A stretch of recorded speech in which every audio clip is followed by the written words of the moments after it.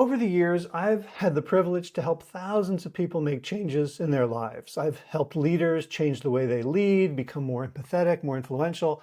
I've helped entrepreneurs with focus and with implementing their action plans. I've helped people change their health habits, their diets, their exercise, their mindset. And with the world these days, we need more than just individual change. And I know that the individual changes that I've helped people make have certainly rippled out into their families, their communities, their organizations. But where the world is now, I think the human species needs to make bigger, more rapid transformations and at scale. So to explore that, I reached out to my friend Huw Thomas, who is a change management consultant, which sounds a lot less sexy than the work he actually does at transforming organizations, transforming cultures, getting a group of people who are really stuck in a particular way of doing things, and are stuck in a particular way of relating to each other, and stuck in a particular way of thinking and evaluating and valuing, and getting them all to shift. Because it's so easy to impose some sort of change from the outside, and then the inside is resistant to it, and the change just goes away when everyone stops paying attention to it, or they stop, bullhorning about it, or they stop incentivizing it. And when no one's watching anymore, it just goes right back to the way it was. So we need transformation at scale, and we need to be able to do it well to have a livable future on this planet. So I hope you really enjoy and get a lot out of the conversation. Huw is a great guy. He's fun to talk to, full of interesting stories, and he has a great background as well, and he's got this wonderful Australian accent. So let's get into it. Without further ado,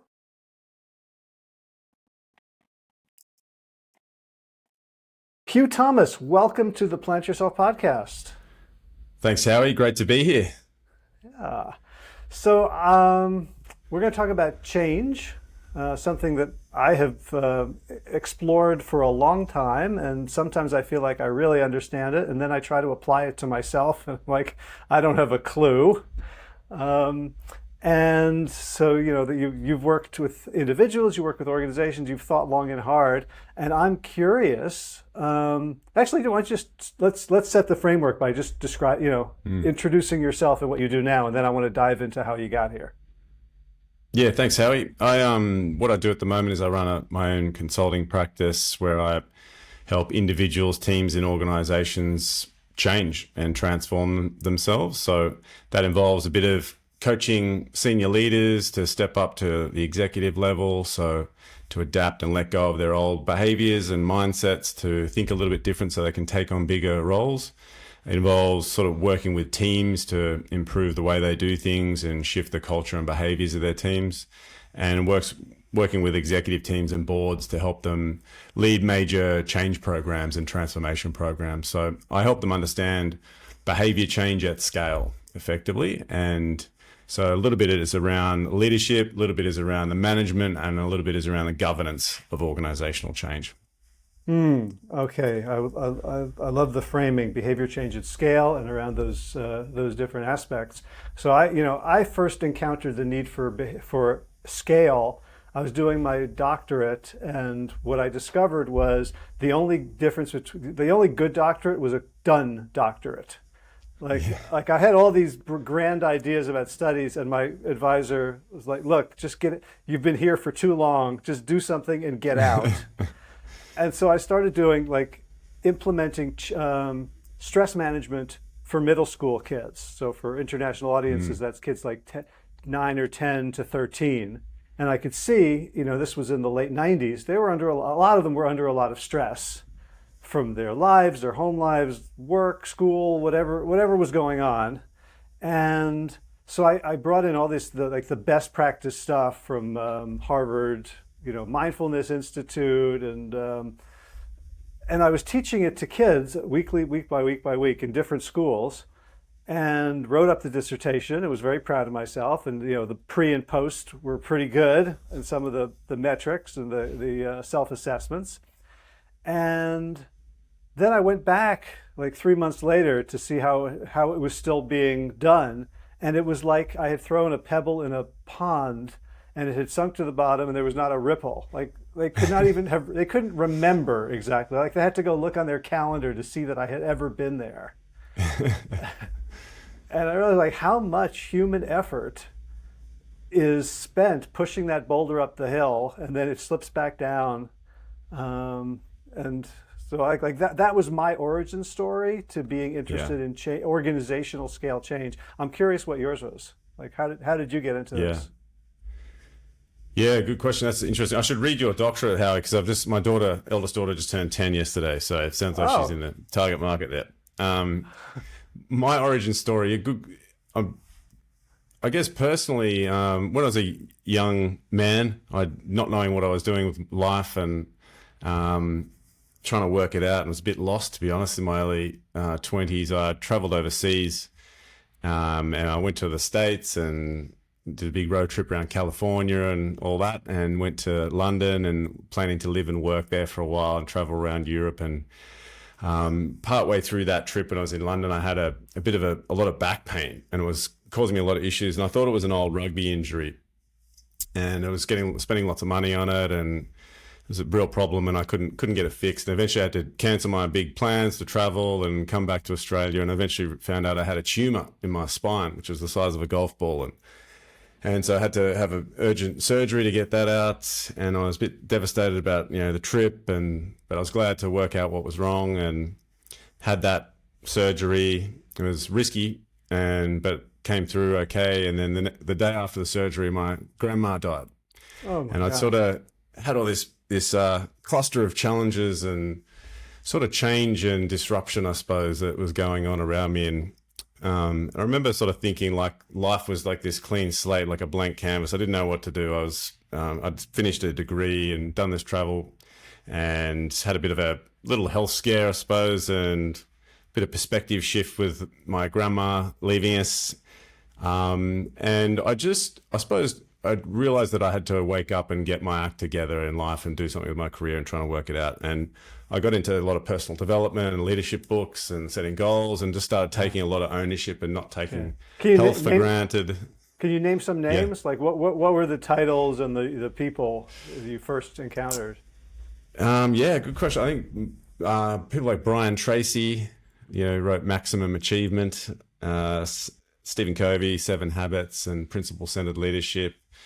Even your close colleague Peter Bregman, I remember reading some of his articles early on, quite a while back, and he was probably a little bit later. But yeah, just lots of these, I suppose, thought leaders, psychologists, leadership experts, and a lot of it was just about that sort of personal performance, and then expanded into leadership and organizations. And I started doing a master's degree and ended up getting a job at Accenture, sort of global consulting firm, and as a learning and development expert, and then got into change management after that. But I suppose the reason I told that sort of personal part of the story is it was, I guess, it was an experience which changed my perspective and changed how I thought about life and my career and my role and taking accountability and things like that.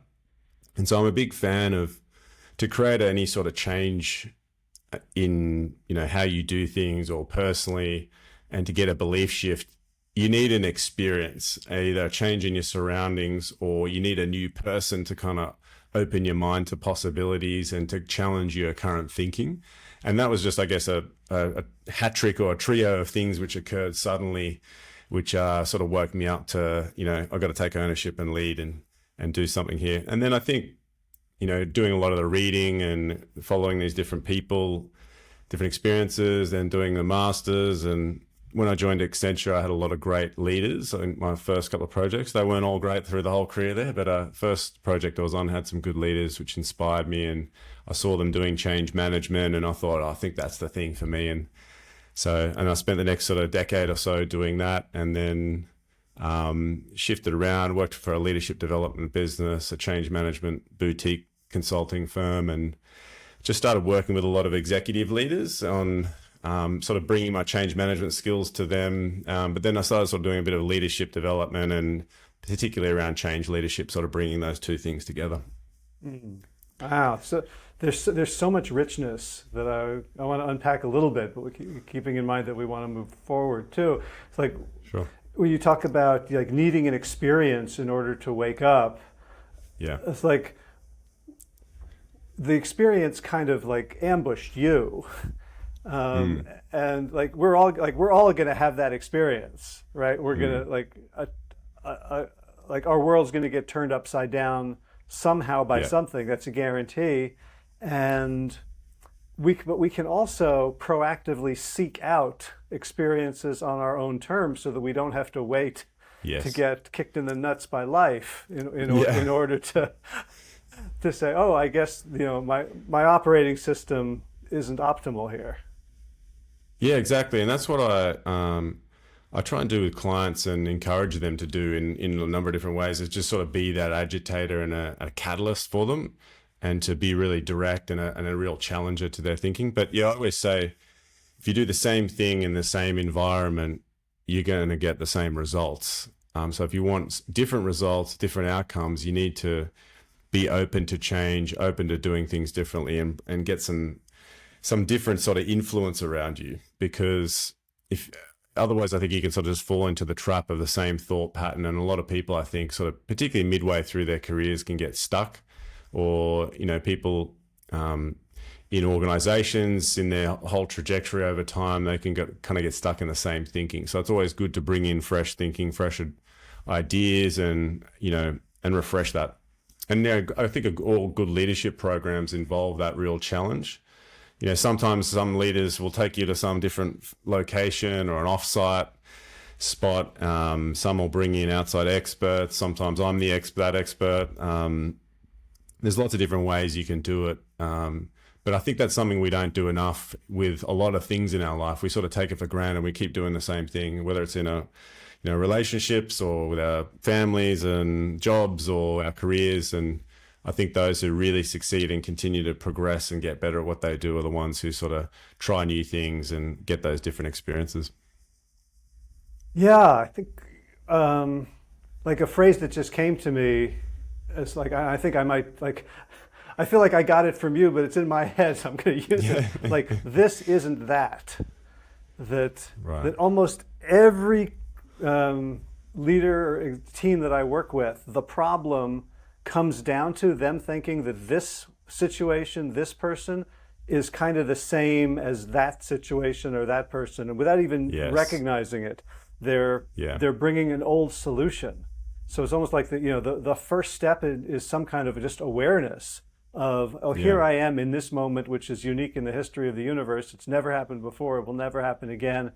And what are my options, right? Like you had a recent blog article in which you're talking about moving from like frustration is a victim mindset, and the question to ask is rather like, why is this happening to me? To what can I do about it? Yeah. Yeah. What you touched on there, I think I love that. The way you phrase this is really awesome. And I always say, like, early in people's career, it's all about process thinking. So early in your career, you join a company and you're young and you don't really know what you're doing, and there's a process, and the junior people sort of just follow the same process, and you master the process as kind of the early part of your career. How do you do that thing? And you just kind of do it repeatedly. And then you sort of start managing people who are running that process. So you have to know the process and be able to teach it to them and oversee it. But then when you get to a really senior level, there's so much ambiguity, uncertainty, and unfamiliar situations, and a lot of complexity. The people I coach, I'm always teaching them to be more adaptable and influential, and also use critical thinking to kind of work things out. So it's not just going, oh, okay, I can't just do that same thing like you described. That's not going to work in this situation, because every situation is slightly different, and there's different layers and different stakeholders, different diverse kind of people. And so you've got to have that sort of critical thinking to think, well, how do we succeed here? And I think there are some transferable frameworks and models for how you do things, like just thinking about, well, why are we doing this? What's the purpose? What does the success look like? What's the metric?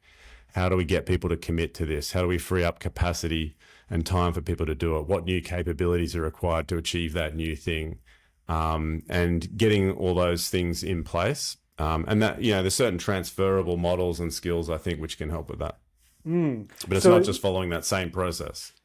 Yeah, I mean, I love where you're coming from here as someone who's like, okay, we have to be in this moment being aware of our old patterns and the new reality. And you have an Accenture background, which is process, process, process, right? Yeah. They just want to take people off the street, almost like a Yeah. McDonald's, and say, I'm going to turn you into an excellent consultant because we Exactly. have this amazing process.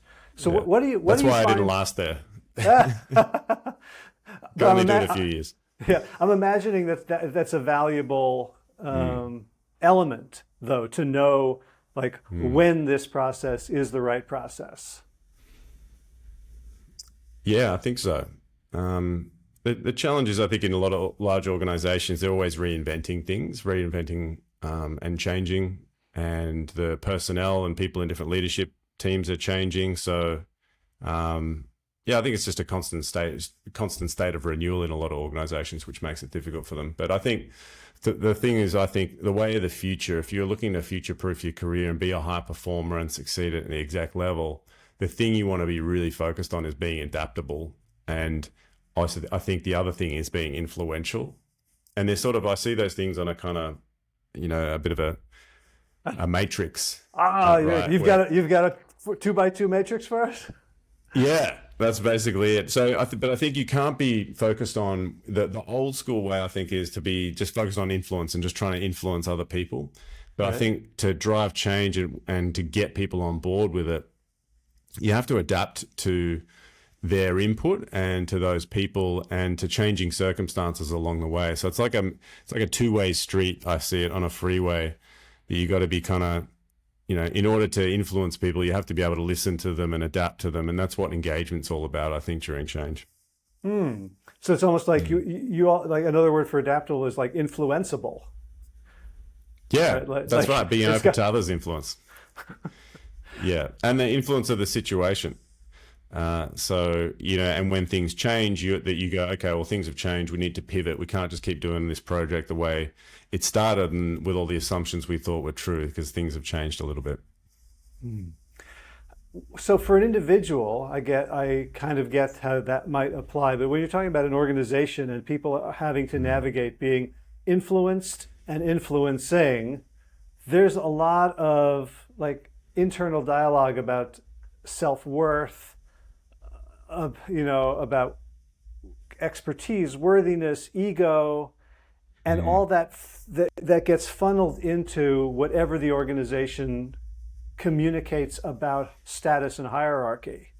And I know a lot of your work is in the psychological realm, not just the strategic. How do you when you go in and you work with a group of people and they're all senior, they're all successful, they've all been flying on the fuel of ego, and probably rightly so, and now they have to navigate, taking turns as the influencer and the one being receptive. What do you see in those situations, first of all, and then like what are your approaches? Yeah. No, it's such a awesome question, and the way you framed it, I think, is perfect. I think it's, I see in organizations, executives are delegated a certain amount of authority to make decisions about certain things. And I think sometimes they get carried away and think that they decide everything and it's a kind of dictatorship and it is just a top-down situation. But I think there is a bit of a humbling experience. The humble pie maybe I'm serving up to them sometimes when I sort of say, you don't know everything, and the smartest decisions you can make are going to be informed by the people who are at the front line of your organization and your managers. Because if you don't involve them and factor in their input into the design of what you're trying to do, or, give them a chance to raise their concerns, so that they feel a part of the change that you're trying to drive, they're just not going to give it any attention. And there's lots of reasons for that. Partly it's going to be they don't understand it and they haven't had a chance to say, hey, can I, clarify something about this or what we're actually trying to do here? And so some of it is rational, like they just don't know what to do based on the instructions they've been given. So they need a chance to clarify and ask questions. It could also be that you're threatening their power in the organization and they're trying to defend that. But you're not going to know about that because they're not going to sort of expressly tell you that. They're going to maybe defend that surreptitiously. It could be that they just are too busy to give it any time. It's too complex and hard for them to understand. Doing something new is far, harder cognitively than just doing what you're always doing. So a lot of, I think, executives get frustrated. They're like, well, why can't everyone just do that project and adopt it the way we said it should be done and just make these changes happen when we tell them?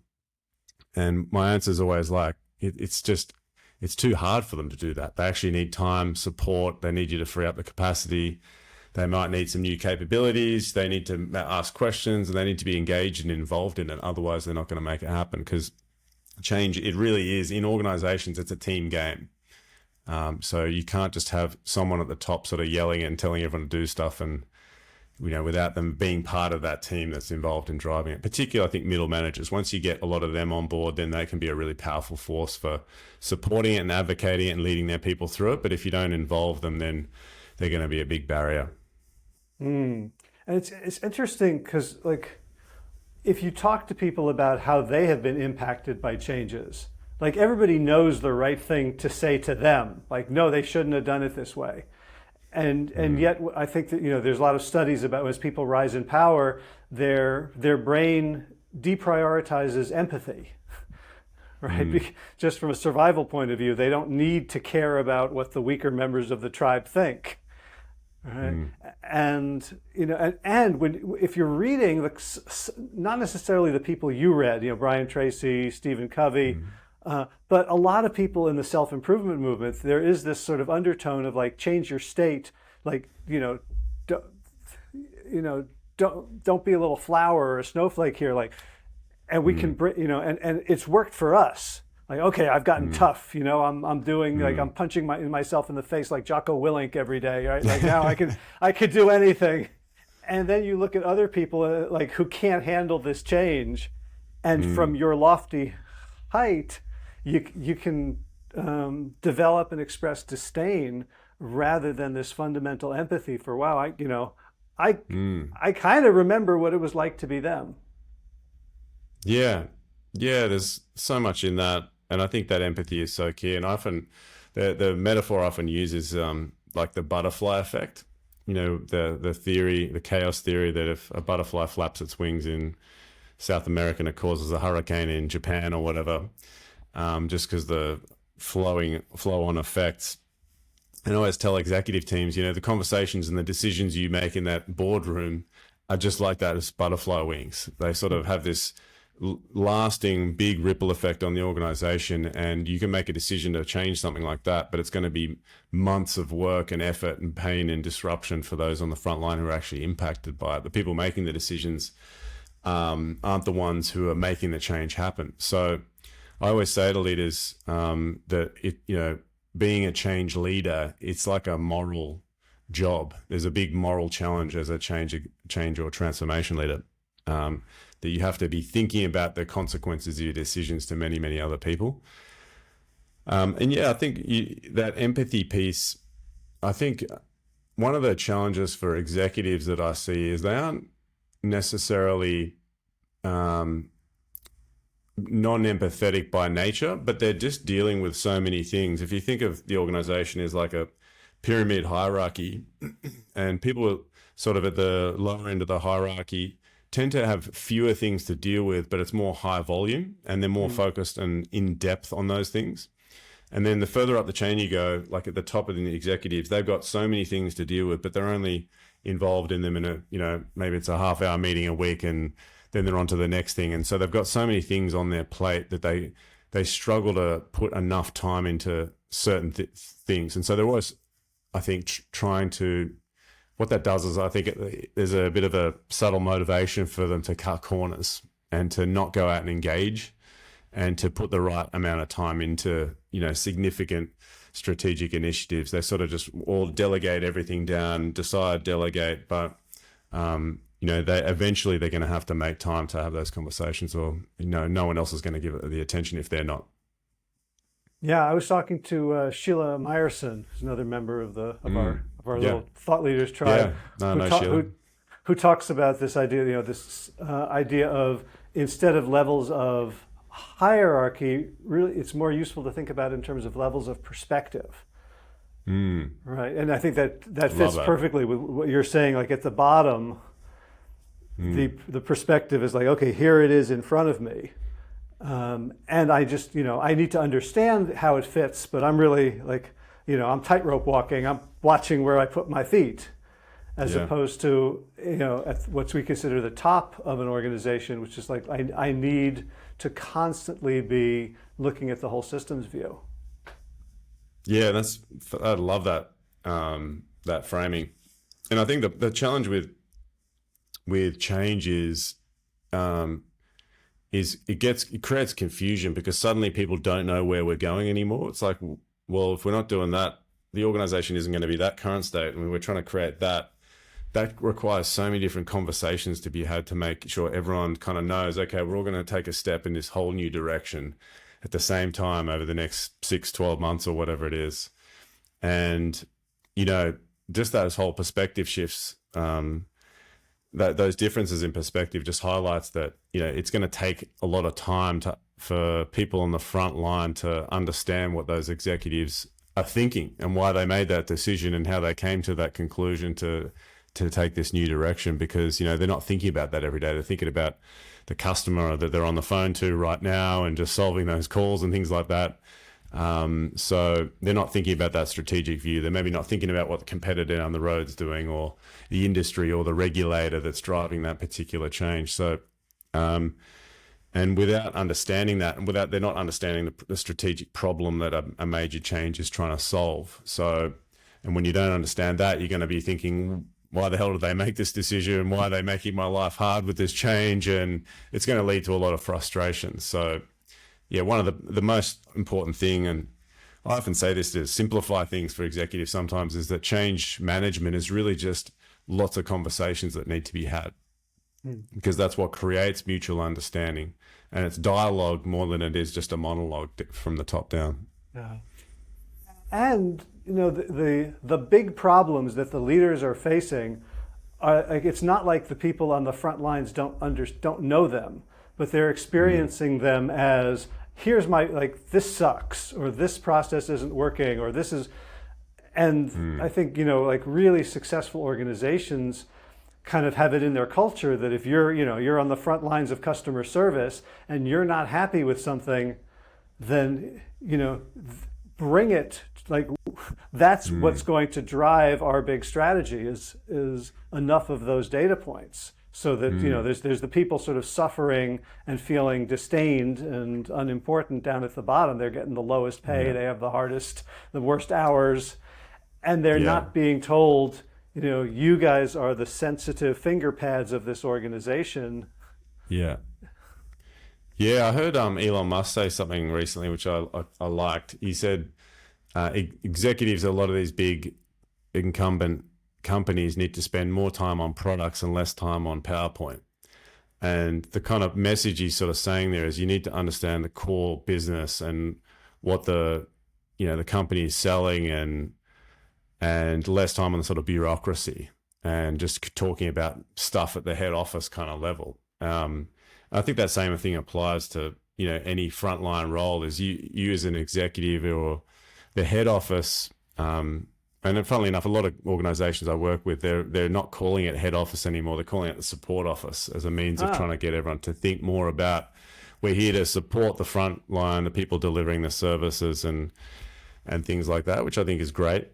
And that sort of changed the mindset that we're not just telling people what to do, we're actually here to serve them.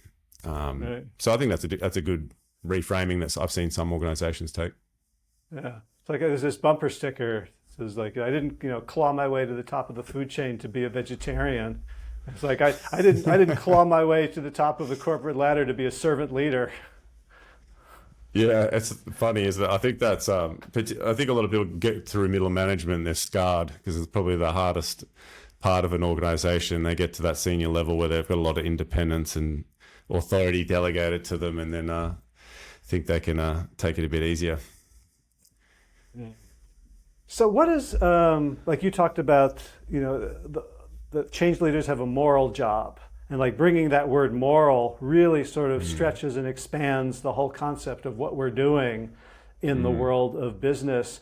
Like what are the values that you think are most important or most important to you beyond like, okay, you and I have to go in and we have to sell, up and to the right, right? But we're into more than that.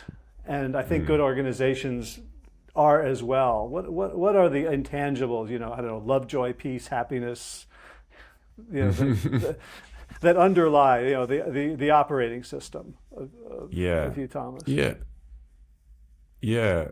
That's another awesome question. I think, look, the best, like the people who I think live and breathe transformational leadership, which are those who have a really powerful influence on people, and can influence change and innovation.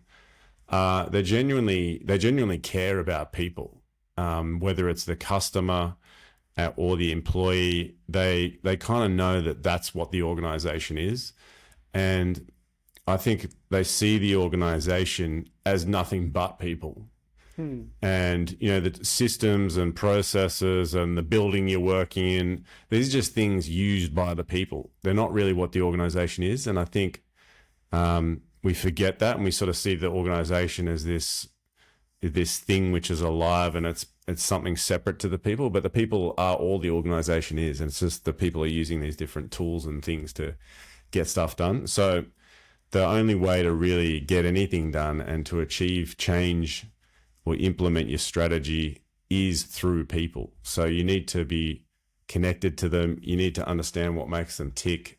You need to understand politics and power and influence, and just genuinely care about what they think. Because I think if you don't, it's going to bring you down. It's going to limit your ability to actually execute anything. I think some leaders think, well, I don't need to because I've got the power and I can just make decisions and I can fire people and all that. But it's just that you don't really have the power. That's the thing. The most power you can have is through your influence and your ability to deal with people, because people will vote with their feet. They'll either leave the organization or they'll passively undermine what you're trying to do. And they could potentially bring you down in a number of different ways, it can be a bit of a scary thought, but I think some leaders are willfully ignorant to that. So I think genuine care, like you said, the empathy, and just knowing that people are the sort of prime mover of your organization, regardless of, whether it's strategy, operations, or anything else. You have any good stories of transformational leadership or folks who transformed into transformational leaders? You put me on the spot there a bit, Howie. I can edit. You could sit for literally 45 minutes and come back and no one will know. No, this is the juicy stuff, the stuff that probably should have been edited but isn't.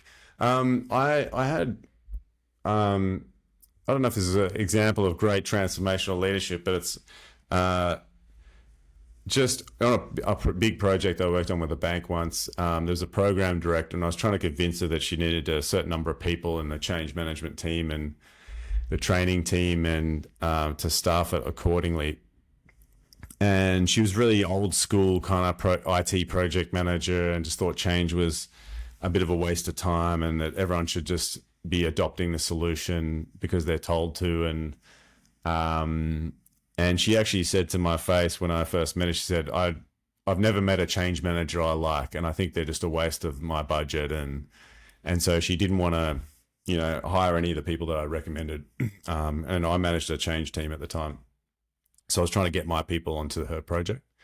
I eventually convinced her to get one or two people on there, and it was a process of 3 or 4 months where I was just trying to convince her and demonstrate to her the value of, managing change, and that this system was going to be a complete waste of money. It was a sort of $15 million program, and it was going to go completely to waste if we didn't get people to understand it and to use all the features properly, which would deliver a lot of the benefits. And we had an initial implementation, and she could see just eventually over time that the importance of that, and that a few months later, after that first initial phase implemented, she came back to me and she said, I've started to realize that this is a change management project. It's not an IT project. And it was like music to my ears.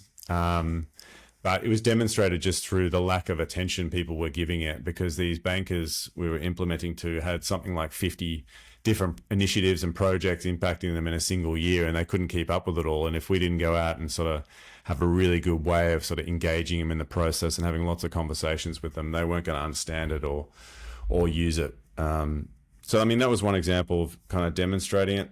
Another great example that's just come to mind is a big workforce transformation with a government client where there's about 1,600 people who all basically needed to apply for new jobs in a new organizational structure. It hadn't been reorganized in about 50 years. And they were sort of cutting back a little bit at the management layer, but putting more people in the front line. And I'd cautioned the CEO. I'd said you're going to need to spend a lot of time on this, and your whole exec team will. And I asked him at that point, I'm like, how much time are you spending on it at the moment? And he said, I'm planning to spend about 10 to 20% of my time over the next 6 months on it. And I said, it's probably going to be more than that, because I'd done the sort of estimates. And then 3 months later, I said to him, how much time are you spending on it? He said, I'm spending 70 to 80% of my time on this.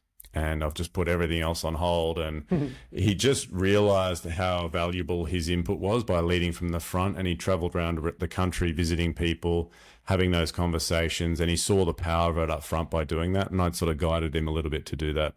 And the more he started to see the influence that he could have and that his directors and his exec team could have, they started experiencing that influence. And when they weren't out there doing that, things started to go wrong and started to go off track. And so they had to continually be out there leading from the front.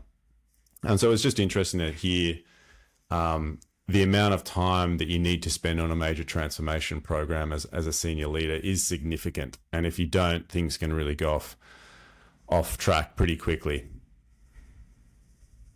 Don't know if that's the answer you were looking for, Howie. But so when you encounter... Yeah, I'm not.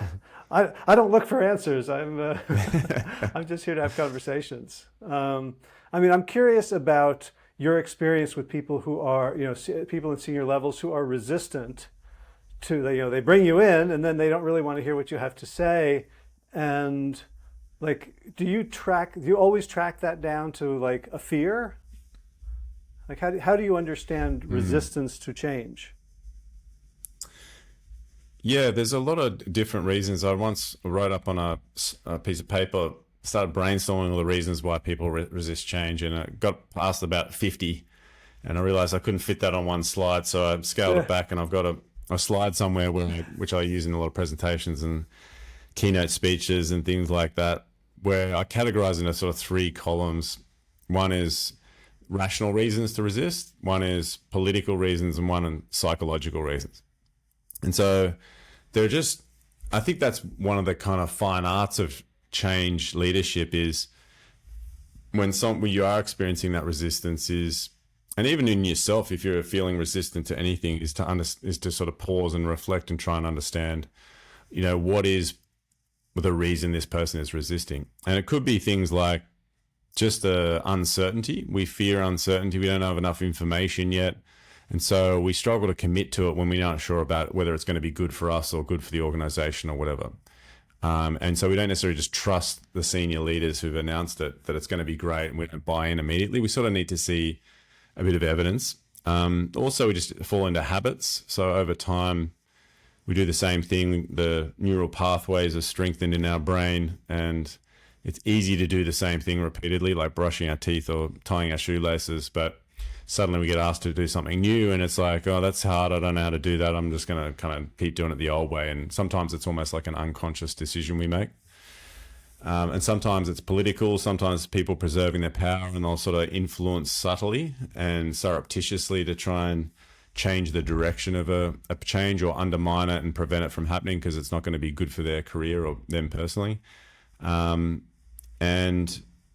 it could be a potential loss of relationships or a fear of letting go of the old way of doing things or the team that they used to be in if it's a reorganization. So there's so many different reasons, all of which I think are perfectly understandable. So I think the message there I provide to leaders and to people going through change is that you've got to be patient to get through those sort of thoughts and feelings and to just navigate it because it is a little bit messy.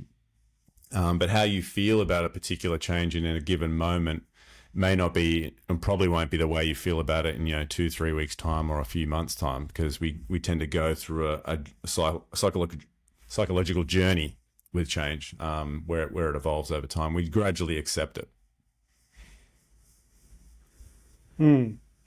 Yeah, one of the things that I learned from Peter Bregman is like the model of change that the industry, the change management industry, has adopted is kind of Elizabeth Kubler-Ross's, five stages of grief over death.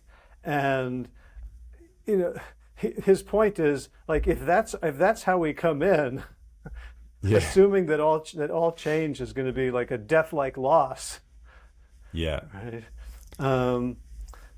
So and in terms of the framing of that, I assume like one of the things you want to get your organizations and your leaders to do is to start to weave together a positive story of what we're doing and where we're going, right? Yeah, absolutely. I think that the narrative is important. I've seen the Kubler-Ross curve used a lot, and I don't use it because that same reason. It feels a bit too grim, but the thing that does work in parallel, that it is a change in your thoughts and feelings over time does occur. So I think that's the kind of part that's relevant. I don't like a lot of the words used on the grief curve, because it's a bit too emotive, I think, for change or a different set of emotions. But I tend to use a commitment curve and a capability line. And I think capability and commitment are the two things we really need as we're moving along the change journey. But there's lots of different things that can fuel the commitment. So the narrative is probably one of those things. So and understanding what we're trying to achieve, like what I call it, it's not just a sexy sounding vision, but it's future state clarity. And part of that is a vision, but part of it is knowing what success looks like for me in my particular team and me as an individual. So part of it's that sort of abstract, which is vision, which is different. The alternative is the status quo. And so moving from that status quo acceptance to this new vision, which can be inspiring, and that's where the sort of narrative comes in. And the other part is the more tangible, concrete, which is the problem is represented by this particular metric, which isn't what we want it to be, and we want to move it to this metric. So there's a target metric and a target sort of vision. And so that's what I call future state clarity. But then I think it's about, once you've got that, it's about moving. How do you get people to commit to that? And how do you build their capability to realize it and make it a reality? I love that. And I see that as started kind in my of head. the I'm two now jobs to be making done, a Belita. 2x2. Yeah, I love the simplicity of that. So I'm starting to make a 2x2 matrix of abstract, clear, and then past and future, and then like I think it's really useful to think about both the vision, the inspiring vision, and then the clarity about the future state. Because like what you were talking about in your 20s, what you were lacking was any kind of clarity, and without clarity, there can't really be confidence that I can do this if I don't know what the this is. Exactly. Yeah, the classic one I always use as an example is, start of January, New Year's resolutions, where we've, been abusing our bodies for a couple of weeks over the holidays, and we're feeling unfit, and we say, oh, this year I'm going to get fitter and healthier. And that's kind of like a vision. It's a bit abstract, but we usually aren't clear enough on what it is. And so the thing that's missing there is, what's the metric for success with that? Are you trying to lose weight? Are you trying to run a marathon? How do you define what getting fitter looks like? So having that sort of vision of like, oh yeah, I'm excited by this vision of being fitter and healthier as this year progresses. That's great. And that sort of is a bit motivating, but it's only temporary, because then we don't actually know what we're supposed to be doing. Should I be lifting weights? Should I be going for a walk every day? But having a metric is the thing which helps you work out exactly what you need to do each day. Because if it's, you want shredded abs, then you're going to need to probably change what you eat each day. And if you need to get stronger, then maybe you need to lift weights. And so it's a very different thing you need to do depending on what the metric of success is with that. Otherwise, it's just a vague sort of vision or delusion, really. Yeah, so let's talk about metrics. When you go into an organization, they're paying you for some outcome. Sorry, I just did this and felt a crumb, so I'm wondering if this is it's going to be in the entire video until now. Um, I couldn't see anything, sorry, mate. Don't back to. All right, good. Um, the metrics that are sexy are always outcome measures. Market share, profit margins, and yet the metrics you're talking about for New Year's resolution are inputs, Yeah, right? Like going to the gym, doing ab crunches, exactly. eating vegetables. How do you balance both? You want to be respectful of the metrics they're trying to achieve and sort of pay attention to, are these measures getting there, but you can't over-index on them either. How do you help people Yeah. kind of set up dashboards and communicate metrics? Yeah, look, I think dashboards are really key. I think, but establishing what the metrics are up right up early, particularly those lead indicators, or input metrics as you described them, from a behavioral perspective. So often there'll be major change programs or strategic initiatives which will say, for example, oh, we want to implement this new digital system or CRM tool, which is going to make everything easier, or going to save us time and money, or help us create more sales, or whatever it is. And my answer is always like, it's not the system or the process which is going to create that outcome or that outcome metric. It's the people using it that are going to create that. So we need some metrics around those people that are using it, which could be things like, well, if we're going to implement it, we need to make sure everyone has adopted it and they've logged in on the first week, and they're using the reports which come out of it, if the reports are driving some sort of benefit. And we need to track that, and we need to track things which are showing that their behaviors are the right thing. Because usually the change is about a person and what they're doing differently to generate some value.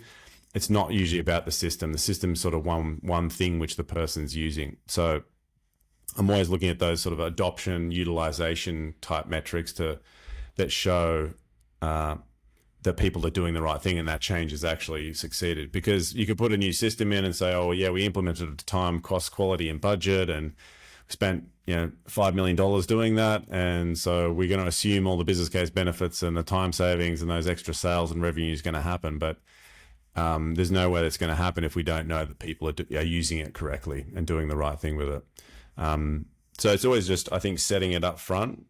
And then I think part of the reason you need to have that clear up front is you need to tell people, even the users or people who are impacted by the change, or certain stakeholders in the organization.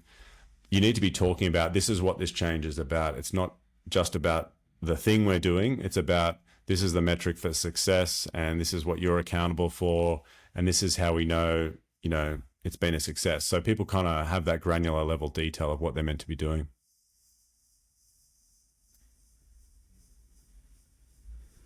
Yeah. So the type of changes you're talking about here are sort of procedural, like a new CRM,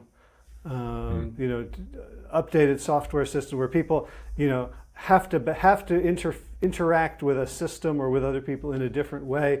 Do you find the same things apply if it's a soft skills, like we've got to get better at collaboration, where it's overtly focused on like human behavior as opposed to human machine interaction or process improvement? Yeah, it's similar, I think.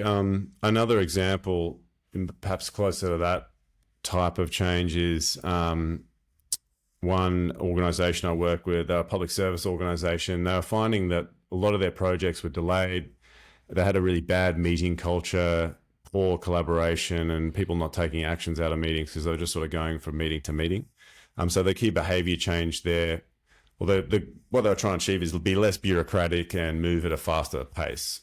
And so I helped them work out the kind of metrics for that. And a lot of it came down to meetings. So what they started doing is shortening meetings meeting times, making sure each meeting had an agenda, and just these sort of basic behaviors.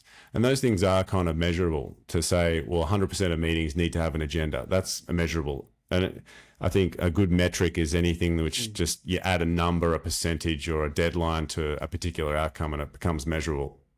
And so 100% of meetings to have an agenda, you know, and it was, I think there was one around the meeting times should either be, I think, 25 minutes or 45-minute meetings rather than 30-minute meetings or 1-hour meetings. And there was something around the number of people at each should be at each meeting. Because often they were having sort of 20-person virtual meetings and half the people didn't have their cameras on or contributing. And it was just that kind of thing. So you could measure these types of things, and there were principles and measurable things which were put in place. So communicated to everyone, and everyone could see that they knew what success looked like, and they started executing that. There was immediate results with it. There was immediate change in the behavior. People had a bit more freer time. There was a bit more urgency to get through things in meetings, and they had more time to take action after meetings, and they started seeing their projects weren't being delayed so much. So I think it takes a bit more creativity sometimes. To most people, I think metrics don't always come naturally to. So to be able to think in terms of metrics is a skill and a bit of an art in itself. Yeah, because I'm thinking, you know, if one of the issues with those meetings were people were maybe snippy with each other, and if you focused on that, on individual behavior, as opposed to these are really frustrating meetings and we can't see each other, and it feels just from a technological barrier that some people are disengaged and I'm doing all this work and they don't even care. It's like if you change the environment, you know, if you move from a boiler room to the deck of a cruise ship, people are going to behave differently. So almost like you can fix a lot of human behavior by changing the environment and the means of communication. Yeah, absolutely. Yeah, and that's where I think not everyone's an expert, and that's where experts like you know, in people and those sort of dynamics are so valuable in organizations, because it can be just some creative idea like that to shift the environment or shift the principles and things like that, and you can see an immediate change at scale.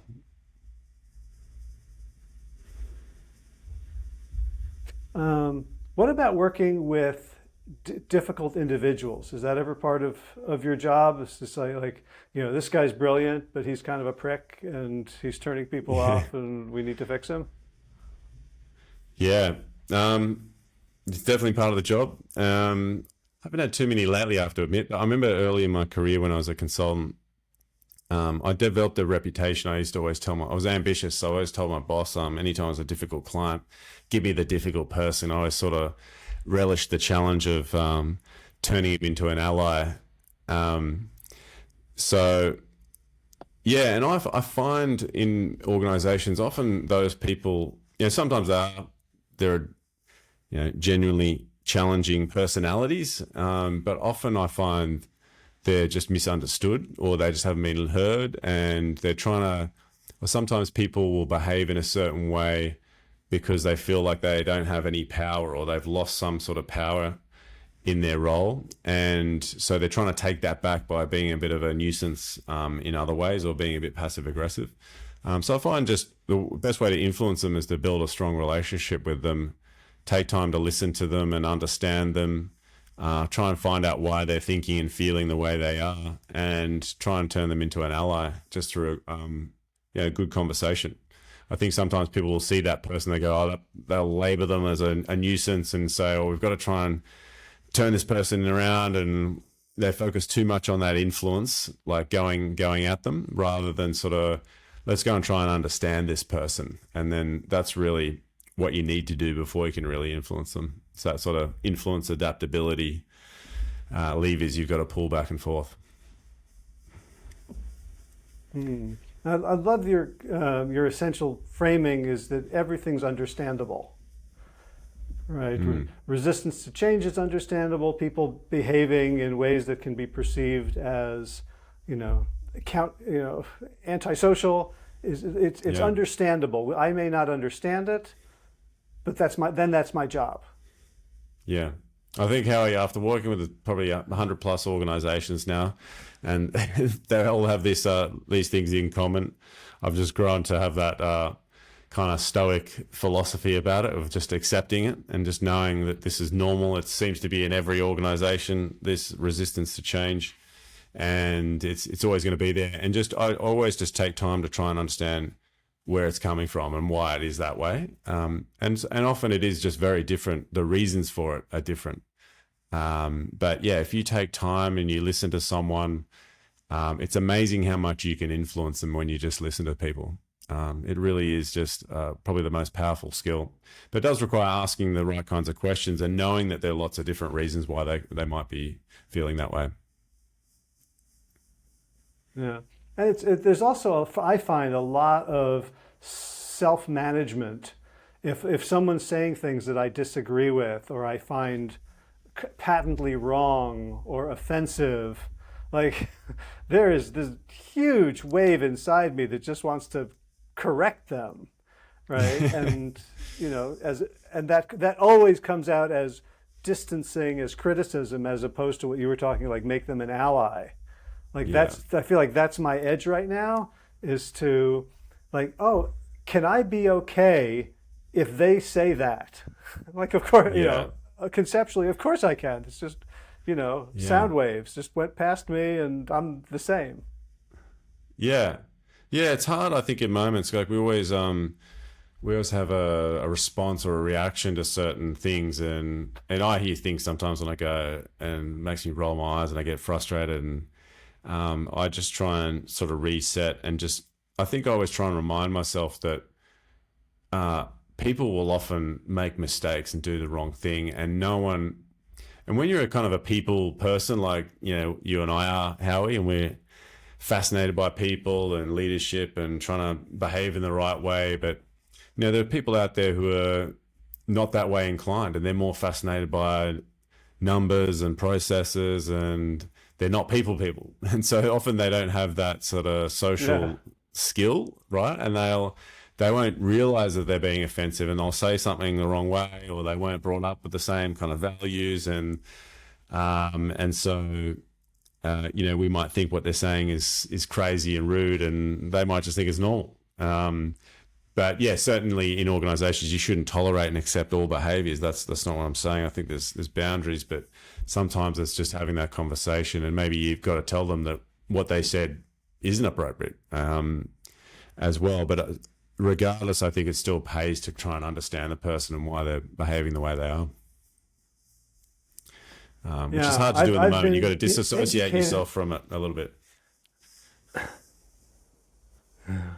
Yeah, see, I've been educated recently by a friend of mine who, in his mid-50s, was diagnosed with autism, and he'd had it his whole life. It just, and just like, oh, like this is how I'm different. Like, I just didn't know the rules. And one of the things he was saying was like, when people tell a little story, the right thing to do is to ask them questions about their story and not tell your story about this that it reminds them of. And he's like, that's not, like, my brain works in terms of connection. Like, oh, if you tell me this, oh yeah, that happened to me. It's like, I just found out that that's considered rude in the neuronormative community. Yeah. There you go. And so like, that's a great example. The more we can understand people. Yeah. Yeah. And I think there's more and more awareness of those sort of neurodivergent people and people that think those different ways.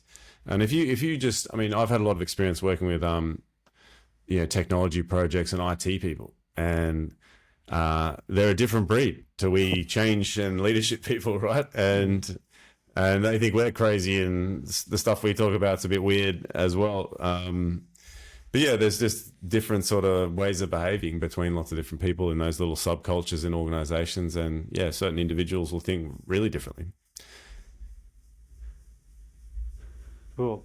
So I want to give you time to do a little commercial for like the work you're doing, the folks, the opportunities you're looking for, and who awesome. Who should reach out to you. Yeah, thanks, Howie.